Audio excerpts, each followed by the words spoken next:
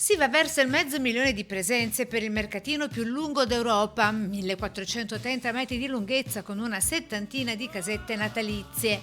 Ci sono poi dolcissime alpaca per la gioia dei bimbi, la fiabesca giostra dei cavalli, il carosello, cioè la ruota panoramica e dulcis in fondo la grande novità dell'anno, la pista da sci di fondo a ridosso del mare a 2 passi dalla scogliera, dove si scia su una superficie sintetica di 400 metri.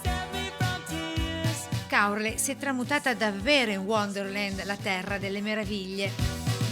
Dopo lo stop forzato dello scorso anno, la terza edizione di Wonderland, appunto, torna rinnovata anche con il servizio di dog sitting e di addestramento per gli amici a quattro zampe, un'oasi di gioco tutta per loro e relax, mentre i padroncini potranno anche comprare pettorine e biscotti.